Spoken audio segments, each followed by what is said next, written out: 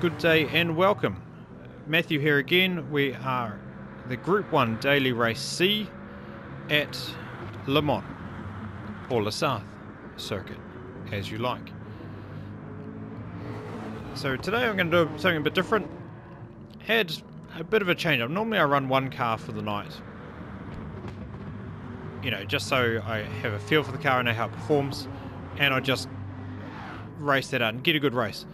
Tonight I start in the Toyota, which is probably the best car around here because you don't have to worry about saving fuel in it. It will do the entire 5 laps, no problem at all, flat out. So with the first race I won it by 10 or 15 seconds, and I didn't have any on-track battles, so that wasn't for me. So I thought I'd go with something a bit slower, and the McLaren was suggested to me. This was going to require some fuel saving. I had no idea how much. It does have a hybrid system in it. The hybrid system kicks in at about 150 to 160 k's an hour. So it doesn't kick in right from corner exit. And it does run out very quickly. So it runs out by about 250 k's. And it doesn't build up under braking, from what I discovered. It builds up when you're lifting off the throttle, but not from directly braking. The braking doesn't appear to be hooked up to the braking. Just lift off the throttle and it builds up the hybrid, the battery power again. So this is what I was discovering during the race. I had a few minutes, 5 minutes or so between my first race and second race to learn this car and learn its quirks. Initial impressions over the Toyota: it pushes a lot more on exit. It's very stable mid-corner, pushes more on exit, has a better top end than the Group 1 hybrid cars, your conventional ones like the Porsche and the Toyota,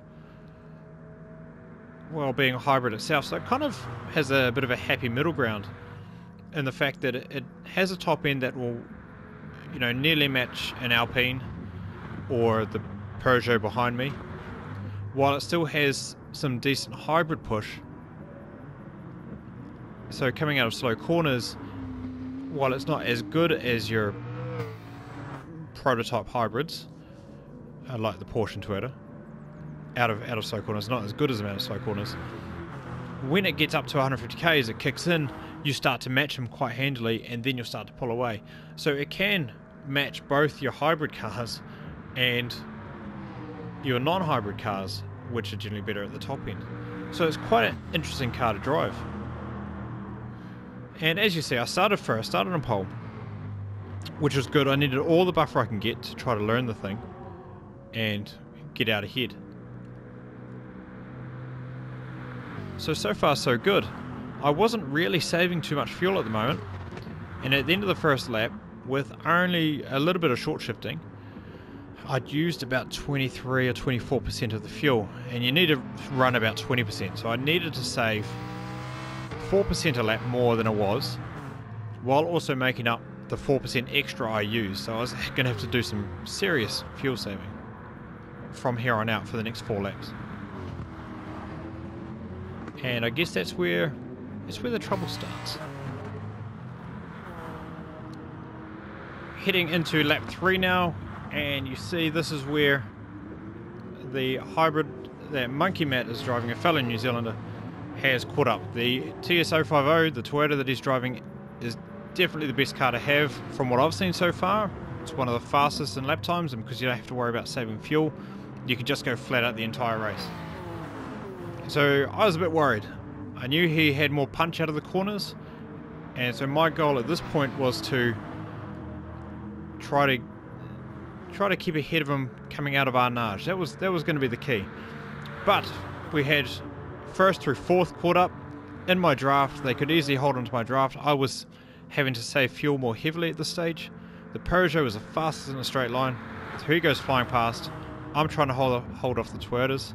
We go into the chicane side by side. He's a very good driver, Monkey, so I could trust him to not run into me and give me racing room, which he does nicely. I think he gets a penalty for cutting that corner, as you see. Not really cutting the corner, just running a little bit wide while he was giving me room, so a bit unfortunate. And once again, going nearly 4 wide into the second chicane. This was some brilliant fun. Some great racing.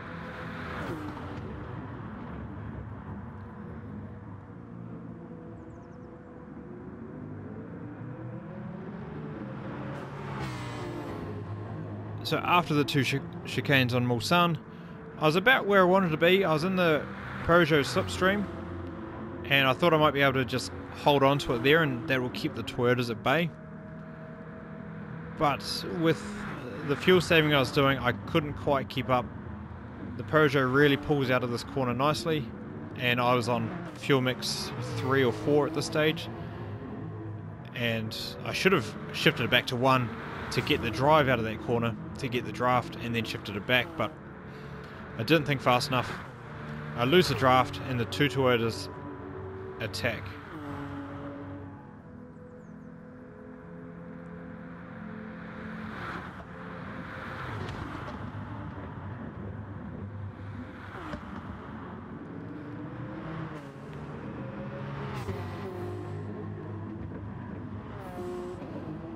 And as you see, they're very handy. The hybrids are very handy through those two corners. Coming out of Indianapolis, they get a really nice boost down to Arnage, and then out of Arnage, they got a really good boost with their battery power. I start coming back at Monkey Man. Got a lot more straight line speed than him in his draft. But unfortunately, with the fuel saving, I can't really throw it up the inside. I really need to get to the end. You cannot afford to pit. It costs you 30 seconds.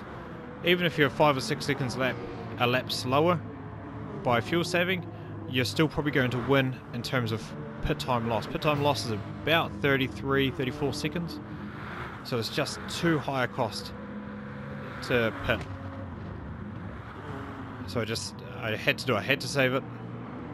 And the goal from here, as I see first and second sort of starting to pull away and disappear, the goal from here was to try to maintain a top 5 place. So lap 4, just at the start, out of the first chicane, going under Dunlop Bridge, I get attacked by another Toyota. We go side by side into this corner.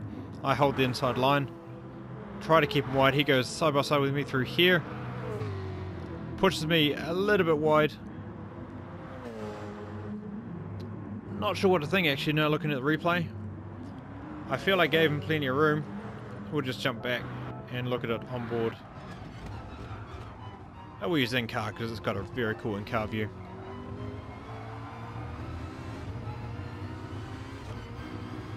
So the Toyota's to the right of me just here. I give him the room. You see we bump. I hold the inside line. Accelerate out as soon as possible. Give him the room on the inside. Just pushed a little bit wide. Just too much. There was nothing really in it. He could have given me a bit more room. I don't really blame him too much for that one, in all honesty. It was my car going on the dirt. I guess I didn't realise quite how far to the left I was. And obviously cost me quite a bit of time. Cost me 5th and 6th place. And we got 7th, 8th and 9th coming up on me pretty rapidly. So further on to lap 4, we come into Indianapolis and next Arnage, and the following 3 cars in hot pursuit catch up with me quite quick. I'm still trying to fuel save, I'm still trying to learn how to drive the hybrid the best. The Porsche just flies out with its battery power and pulls ahead, and the Mazda LM55 has a bit more straight line speed than I do, and nothing I can do at this stage. Still trying to save fuel. So those two fly past, and now I'm just hoping for the top 10. That incident early on in the lap really compromised me, where I thought I might have been able to hold off for 5th or something like that. It's not going to happen anymore, and I'm going to struggle to stay in the top 10. I ran a bit wide, as you saw. I ran over that curb a little bit earlier, and it cost me some time. Picked up a penalty. But 2 cars unexpectedly pit. The Porsche just ahead, and I believe it was a Peugeot just behind me. So I thought I might be a bit safe for the end with 7th. And turns out that was it. 8th place was too far back. I maintained my 7th place to the end, and I just managed to cross the line with enough fuel. I was starting to quite enjoy the car and learn its quirks, and when I discovered that it was lifting off regenerated its battery, its hybrid power, then I'm almost tempted to give it another go. It was only doing 3-minute 30 lap times, so I'm sure while I can get more out of the car and learning its quirks and sticking to fuel map 1 and managing the fuel and the hybrid better, you know, I could see probably 327s consistently for it. But the Toyota can do 3-minute 23s no problem at all. Even faster, it could do a 322. So it's just not competitive, but it is a bit of fun, and it can do better than what I did in that race. I think my best lap was a 329, followed by some 329 and 332s. So I was just falling further and further behind. Following that last race with the McLaren, I thought I'd have a bit of fun. I thought I'd try the Nissan. Now I know it's taken a bit of a hit in terms of raw single lap pace with the new physics update, but I thought, yeah, it's probably going to handle its fuel better. You know, being a hybrid, it should go the whole race, and it indeed does go the whole race, no problem with fuel at full speed. So I took a hunch, thought I might do that, and I knew the tyre wear was bad, being a front-engined, front-wheel drive car. But with the, you know, the tyre wear is not open, like, it's pretty much non-existent in the standard, you know, like the Alpine that's just gone past me, and the Toyota that I drove earlier, and even the McLaren. The tyre wear's nothing to worry about. So I thought, you know, it's going to be worse, but it's going to be okay. This was my biggest mistake of the night, it turned out. This was race 3. I was hoping to, you know, sure I might be slower on tyres, but I should be able to go a bit faster than the McLaren and do, you know, high 3-minute 20s or maybe 3-minute 30s. The reason I went this, obviously fuel efficiency, it's still got good hybrid boost out of the slow corners, and it's got good top end with the aero. I love the concept of the car. I love what Nissan did with it, what they tried, even though it never worked out and the project's gone. I just love the way they interpreted the rules and took a chance with it, and it's a shame we don't see it anymore. But this car just burns its front so bad, so much worse than I ever imagined. And you got to be, it's got all this hybrid power to give out of the slow corners, and you put your foot down and it just tears up the front tires, and it does it through 2nd gear, 3rd gear, 4th gear. You can't get away from it. You've got to be so gentle on the acceleration of this car to get the tires, to get the car moving, that you just can't be competitive. It feels great through the Porsche curves. If I learned it better, then you can have some fun with it through the fast corners. A fast flowing track like Willow Springs, it might be a bit of fun. But pulling out of the chicanes and Mulsanne corner and things like that is just no go. Just no go. Kinda cool having to go with it, but I could not have imagined the drop off that was going to happen. Jumping forward to the end of lap 3, I make a mistake up here. If you have a look at my tyre wear, you can see how bad it is already. Most cars you can barely see the red, or just see the red on the front tyres. So I go wide at Arnage. At this point I just start spinning out the tyres. I don't care. I'm using traction control. It's not making a lick of difference. I go up the right hand side of this Alpine, side by side into this corner. I pull it up a little bit wide at the apex. He turns into me again. I was just hoping he wasn't going to go off the road, and I hold that position. Monkey Matt is back. He fell off early on in this race, but he's actually pulled it back. He's very quick with the Toyota. I'm hoping to have a bit of a race with him. But he doesn't quite get past here. Almost does pull aside, but the Nissan is fast in a straight line. I go defensive and he kind of goes round me in the chicane. I give him a tap. I'm just trying to hold a line, but it's so difficult with the tyre wear and the way the car handles. And then off for lap 4. At this stage you see a 3:37 on lap 3. That was horrendous speed. It was somewhat my mistakes, going off the track as you saw, but I just have no pace in this thing.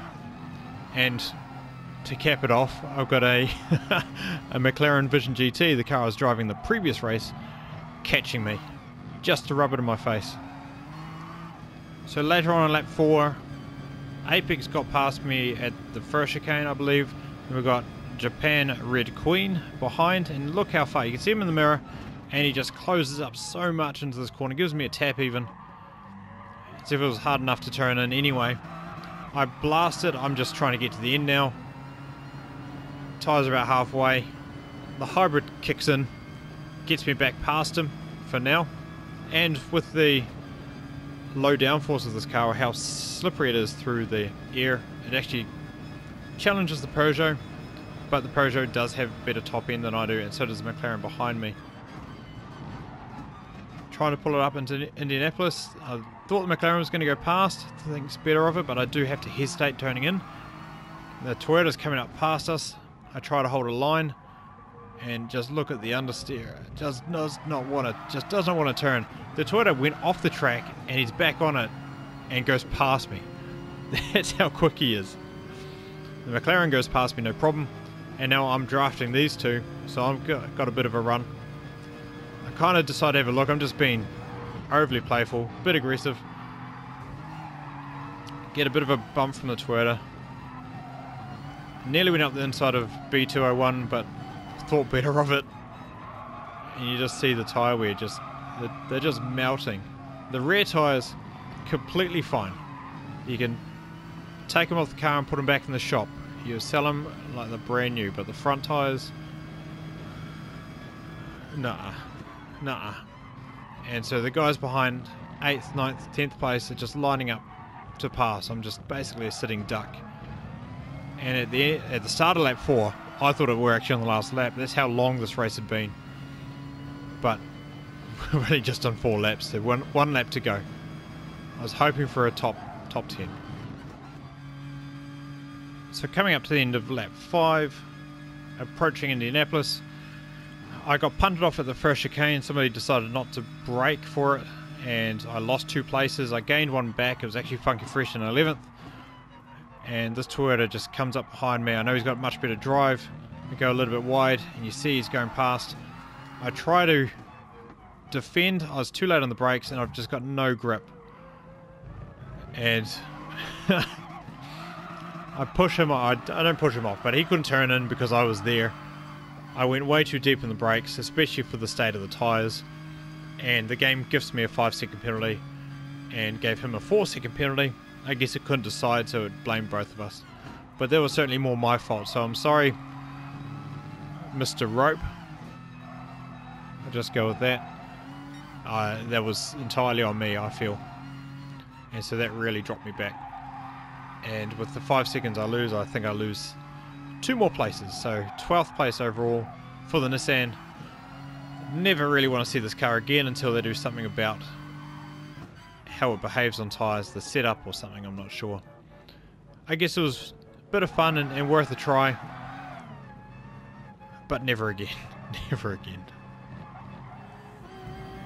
So after that previous Nissan GTR race that you saw, I actually dropped 20 points of safety ranking, and so I was put into some lower end rooms, lower safety rating rooms. So I had to build back my safety rating over 2 more races. I jumped back in the Toyota. I just wasn't going to cost myself any more driver rank or safety rank just for a bit of fun. I'd had my fun, and it was a bit of a blast, to be honest. As frustrating as it was sometimes during the race, I did enjoy myself, and it was a bit silly. But anyway, jumped back in the Toyota, had 2 races, my fastest one being a 17-minute 05 total race, and I felt from that one that you could break the 17 mark. You could do a 16:59 race or something like that. And until then I'd been doing 3:24 laps, 3 minutes 24. So as you see, lap 2 I just cracked the 3:23.8, not necessarily the fastest one out there, and I'd certainly gone faster earlier in the week on Monday, but I was determined to go faster and try to get as close to a 17 flat overall race pace. This race, I'm not going to show you the whole race, but this one here I managed to do a 17:03 with a half-second penalty, which cost me about 8 tenths, I think I worked it out to be. So without the penalty, a 17:02, it wasn't a big cut, it was just a little bit wide on a curb. So without the penalty, a 17:02, the car is certainly capable of 3-minute 22 laps around here when you get it right. This lap was actually on for a 3:22. So I was a little bit disappointed by then not to hit it, but it gives me something to aim for next time. But I was just sort of getting into a groove, and this race just flew by. 3:27 opener, followed by 3 3:23s.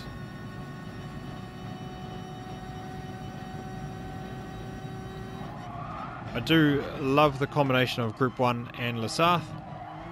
It's not provided the intense racing we usually get. We usually get really good draft battles and some good back and forth. But I think the rolling starts here really spread the field out, and if you're not top 3, you're going to struggle to keep up with the leaders. And Nürburgring, I guess you got the cars which are fast at different points, and you can get behind slow drivers, but it's very difficult to overtake, so you can't necessarily just pull away. Where here you just sort of make a gap and go for it. So the racing isn't as intense as last week at Nürburgring, but I still just love fanging around the circuit, and every lap I'm learning something new and picking up better ways to do corners than I did, the previous race. But as I said before, it was on for a 3:22 until just this corner, a bit of a hesitation going into it, took the wrong line, didn't cut that first left-hander enough, cost me 2 tenths, but really stuck with that time at 3:23.095. So that's it from me. That was my night racing. I just showed you a few different cars, did something different. Because the racing wasn't so close and intense and in tough battles, I thought I'd show just a few different races across my travels. Tried to make things interesting with the McLaren and the Nissan. It was certainly interesting for me. Very difficult to race. Not one I want to do again. The McLaren, I think, has got a bit more in it. It's not going to be competitive with the Toyota, but it's certainly an interesting car. And if you wanted a car that makes you think and have a bit of a different race in, 3:27s I think it's capable of across a race pace. So if you find yourself getting slower rooms, then that may be one to try, just for something different. The Nissan, avoid at all costs. That thing is terrible. And I'm sure most people know that already. But I hadn't actually done a full race in it, ever. So I thought I'd give it a go. I was told I was a little bit crazy for doing so, but yeah, you have your fun. Make your own fun. Anyway, thank you very much for watching. Really do appreciate it. We'll do it again on Saturday. Over on Twitch streaming. I've got a 2.4 hour race. Well, I'm not part of the 2.4 hours of Le Mans with Charlie Roscoe, but I'll be doing the support race with the Group 3 Porsche, doing it HUDless just for a bit of fun, and we'll probably be back in the Toyota Group 1 car, try to crack the 17-minute overall race pace. Until then, we will catch you next time.